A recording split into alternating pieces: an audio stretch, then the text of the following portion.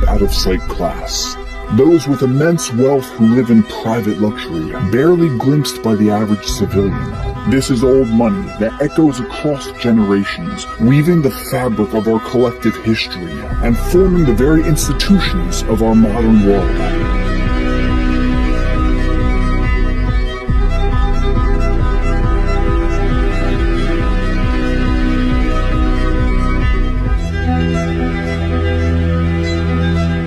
Welcome to Château du Champ-de-Bataille. That's right, that is one of the most expensive homes ever in the world. And in this episode, we're getting a tour of the house, the property, the whole thing. This is the largest private garden in all of Europe, and it's actually so big. So the estate encompasses over 300 acres of land, consisting of 6 main structures on the property that we'll be touring. The grotto and the Indian palace. We've got the main chateau and the gardens, then the Greek theater and the greenhouse. We need to understand the history. Château du Champ-de-Bataille, or the Battlefield Castle, was built in 1652 by royal architect Louis Laveau, who takes his place in the history books for designing the Palace of Versailles, where the royal French family lived a mere 20 years after this. This chateau is actually the prototype inspiration for Versailles. Famous French gardener André Lenotre, who created the gardens of Versailles, also designed the gardens here at this chateau. So this is a piece of living history. Now, during the French Revolution, the chateau was stormed and the furniture was sold throughout France. The home then passed through various owners over the years, even serving as a field hospital during World War II. Then in 1992, the current owner, Jacques Garcia, world-famous French architect and designer, purchased the rundown chateau and has since dedicated the last 30 years of his life restoring this palace to its former glory, and more importantly, filling the chateau with priceless art belonging directly to the French royal family. Everything in here is authentic. For example, these 4 vases here were gifted to Napoleon by the King of Sweden, and they're here in this house. It's rumored that Garcia purchases a piece of new art every day. Now, the actual price value of this home, it's nearly impossible to put a number on. But recently, an undisclosed private offer in the multiple 10-figure range was made to purchase the home, and it was declined by Jacques. Rather, it's his dream that the doors of the chateau be open to the world, ensuring that future generations can experience the magic and the mystery of this royal French treasure. And with that, we're starting our tour here in the formal gardens, which are absolutely colossal. So back in 1992, all of what we're looking at right now was just an overgrown field lost to time, until Jacques found the original garden design plans in the chateau. He then excavated and recreated these gardens exactly how they would have been almost 400 years ago. First, he dug a 550-meter-long canal, which is definitely a defining feature of the property, to feed the vast network of elaborate fountains and water features, such as this circular entrance fountain with these gilded statues of dolphins emerging from the sea, surrounding an ornate globe rising in the center. Even where we're standing right now at the center of the property, you've got these wild clawfoot soaking tubs overflowing with water, and the cost to turn on these fountains is apparently 20,000 euro just to turn on and run the fountains here. So you could have a jet ski in here. That's how large this is. It takes a full-time staff of 15 of the best gardeners in all of Europe to maintain and create these elaborate garden designs, consisting of stunning geometrical patterns and even human-sized hedge mazes throughout the property. And one of the most intricate and prominent design features in the gardens are the symmetrical lattice design box gardens leading up to the front patio of the chateau. Now, the garden is based on the principle of imposing order and symmetry over the land. And back in the 17th century, the #1 way a king could show his flex and his power over the land was symmetry, controlling nature. So if you notice, all the hedges are squares, because you don't find a square like that in nature. And I think that is just fascinating that they had the ability to do that way back then, and that it's been preserved today with this. It's kind of mind-boggling. I also noticed the hedges are cut in the shape of a wave, which are at least 30 feet high. There's also a theater here. Yeah, So it's inspired by a Greek temple because during the 17th century in Europe, the archaeologists, they just discovered all the Greek temple and everything, so that they were trying to reproduce it in all the biggest home, like this castle, for example. And this is the living stage in the Greek theater. So essentially, they made this garden a replica of the original Greek theater because back in the 17th century, it was so expensive to travel the world where those who were at the upper echelons of wealth would bring the world to their property. So that's what you're seeing here. And it's pretty spectacular. For instance, even behind us, we have ivy, which has been cut to mimic the architecture of the ancient Greek theater. That's ridiculous. I mentioned that there's 15 gardeners that maintain this land. They planted flowers that start blooming in May and end in October. So the entire year you have bloomed flowers. There is an Indian temple, Indian palace, palais in French.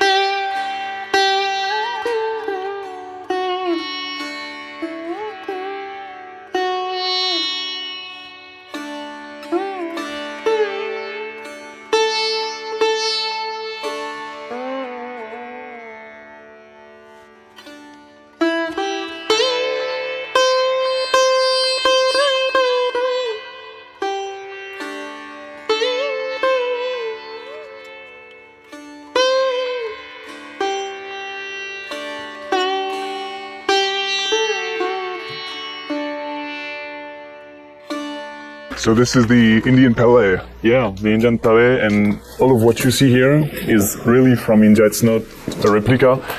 Jacques Garcia, the owner, he brought all of this by shipping containers. I'm at a loss for words for how large the scale of his thinking is. The fact that, like, it looks like we walked into India. It looks like we are in India right now. So welcome to the living room of the Indian Palais, and just take a look around. It's one thing to hear 500 shipping containers, but to see all of the artifacts, like, come look at this. Look at this leopard. Hookah lounge. Oh my gosh. What? You know that's real too. There's no way that's fake. What's the most impressive is a lot of times I see homes where people have a theme and it's replications or knockoffs. Yeah. But the fact that this is all legitimate historical antiques. So check out this hallway. Apparently now we're going to the indoor swimming pool in the Indian Palais. Oh, whoa, look at this.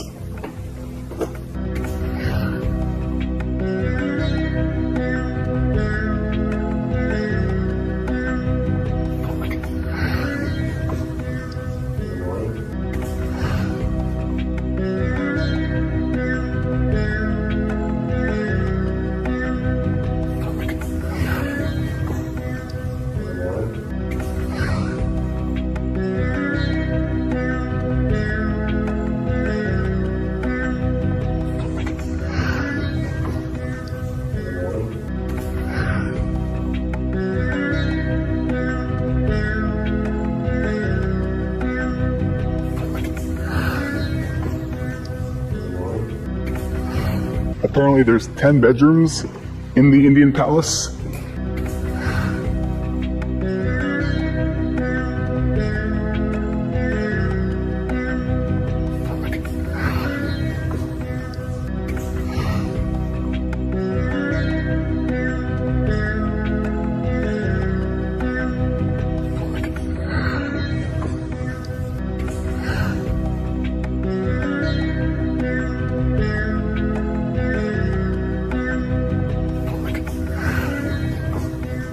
And we haven't even seen the main chateau yet. This is just one palace on the land. Right across from the Indian Palais is the grotto. Now in 2020, during the pandemic, the owner got bored, and while all of us were in our homes quarantining, watching the news, he built a grotto with a waterfall cascading down volcanic lava rock, which leads down into this, I don't even know what you would call this, to this temple-like grotto. I mean, the ceilings in here are at least 50 feet. It has a dead center circle in the middle, and all around me are the statues of Greek gods with mirrors behind them, all petrified wood here, lining the columns, supporting the structure with, again, that volcanic stone built in around the statues here. The outside of the structure is meant to mimic a volcano, and then you have waterfalls entering through all the sides here, flowing down the stairs, leading into the center basin here, where you have the circular stage. And even if you look up, look at all the carvings of the faces along the ceiling. I was told that the owner has some pretty crazy parties in here. Comment down below what you think they use this room for. So this is the final structure on the 45 acres of gardens that we've toured so far. We haven't even seen the castle. We're about to enter what they call the greenhouse. When they said it was a greenhouse, I didn't think it would be this. There's a floating bridge with waterfalls on either side, with tropical plants everywhere. The trees are growing out of the stonework. There's sculptures everywhere. There's trees growing out of the floor with holes cut in the carpet here, with this statue of, I don't even know what, but more art. More art from all around the world here. I was told that the piano right behind me here, this is Steinway's piano. So you know Steinway and Sons? This is not the Sons, this is his original piano.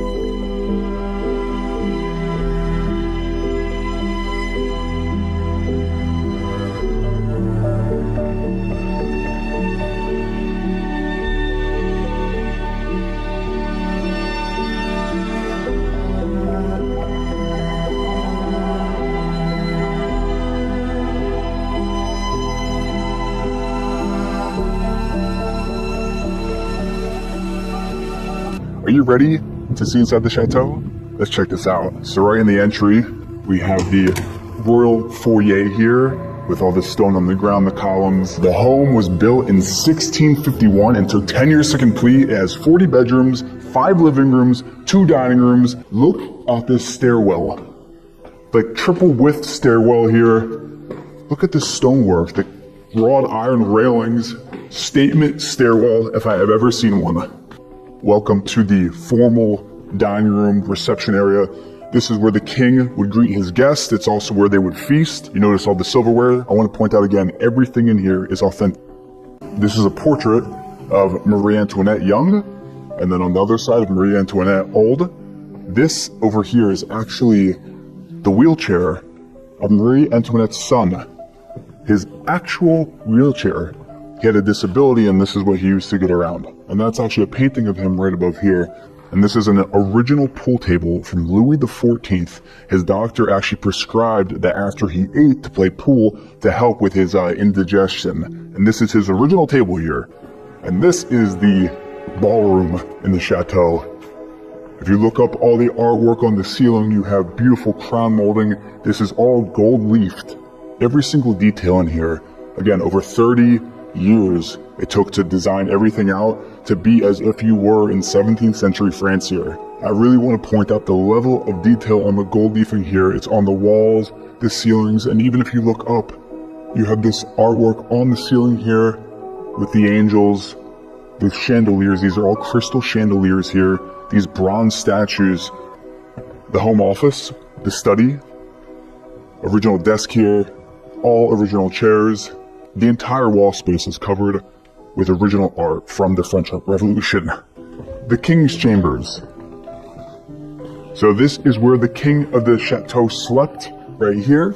For instance, as far as the artifacts, these two boxes on either side are from Imperial Japan. That's original silver there with the artwork on those boxes here. Over top, crystal chandelier, fireplace. Again, just look at the gold leafing detail here on every single wall. Super impressive. Welcome to your double height ceilinged library here in the chateau. Take a look at this. There's over 20,000 rare books in here. You've got catwalks surrounding the library on the second floor, open to the floor down below. 20,000 historical books in here. And at either end of the library, there's two mummies. This is an actual human body, mummified from Egypt, in this house in France. There's also hidden doors throughout the entire home.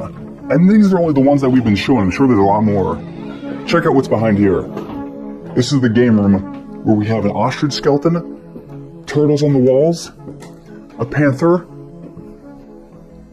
Come on, let's check it out.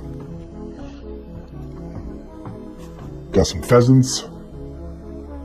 Could you imagine if this was your bedroom? And to get to your bedroom, you had to walk through the game room, through the secret passageway in the library. Again, there's 40 bedrooms in this house. This is one of 40. You saw the king's room.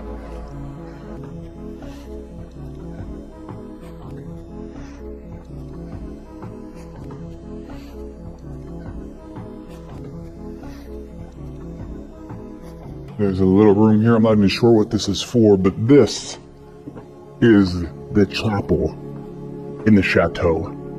This is a proper church that just happens to be in the chateau. Again, you got the double height ceilings here, got the altar, all these religious relics in here.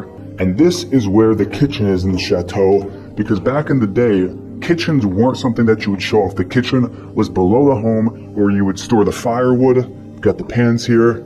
They even have those subterranean windows you can let in light. And if you peek in here, this is traditionally what it would be like and where the staff would be living, because it is the warmest part of the house. So the beds are in the kitchen here.